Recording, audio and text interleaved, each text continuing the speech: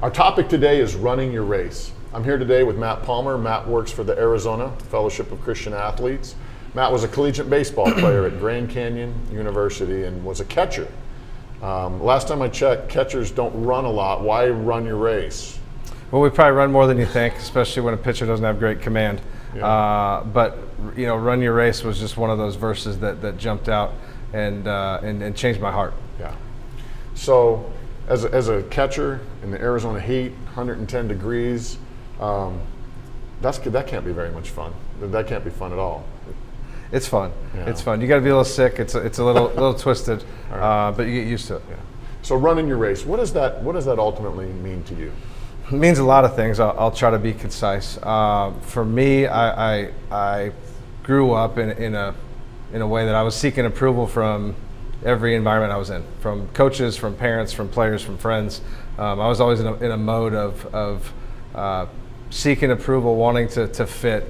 And that verse for me gave me the freedom to just experience life and seek the Lord's approval and stop seeking approval from man. I think every time that I was seeking approval from my parents, from my coach, from a player, I was always let down in some capacity. Yeah.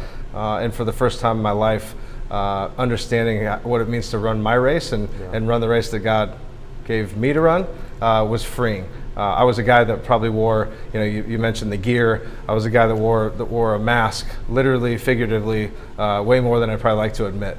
I was probably in a place where in 15 different places, I was 15 different people. Again, trying to seek approval, trying to fit in, dealing with some insecurity stuff. But being able to take all the masks off was freeing for me, and running the race that God set before me allowed me to stop with the mask game and just be who He designed me to be. Yeah. You wouldn't be the first to wear a mask and kind of hide and kind of project who we want other people to see us as, especially today in social media. Everybody can put something out there to say, hey, look who I am, project who I am. You mentioned a verse.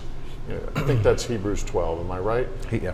What is that verse, and what are some things out of that really have been impactful for you? So Hebrews 12:1 says, "Therefore, since we're surrounded by such a large crowd of witnesses to the faith, let us strip off every weight that slows us down and every sin that so easily trips us up, and let us run the race with endurance that God set before us." Yeah. So verse 1 says that. Verse 2 gives us like the what to do. Verse 2 says we do that by fixing our eyes on Jesus, the author and perfecter of our faith. Yeah. For me, if I were just to walk through the process of that verse, like there's so much baggage we carry with us. If we try to carry it ourselves, we end up broken, hurting, fallen on the ground at some point. For me, it was just this realization that Jesus carried all that for me.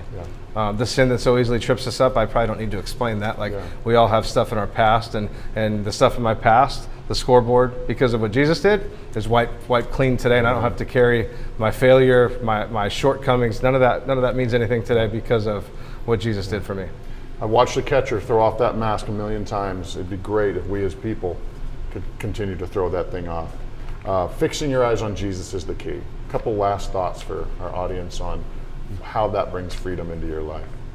I just think we really need to understand, what are we here for? What are you here for? Who are you trying to please? Who are you trying to serve? Especially in the culture we live in where everything's magnified. I'm thankful I didn't compete 20 years later in the social media age, because everything is so much more magnified. If I was insecure then, I couldn't imagine what that's like today. My advice, or what, I don't know if you want to call it advice, but I know this for a fact. When God puts you in the place and you're willing to show up and do what He's called you to do, when you're running in the lane you're supposed to be running, it doesn't feel a lot like work.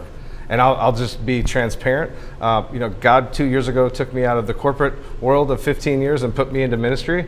And I'm the weak enough human being with my faith that the only way that God could let me be who I was supposed to be was to say, you need to go in ministry and Jesus needs to be your full-time job.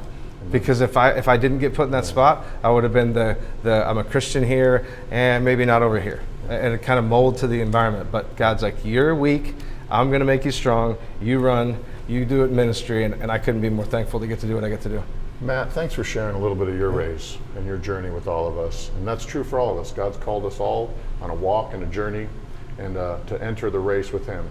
And there'll be some more questions below to help you learn more about running the race.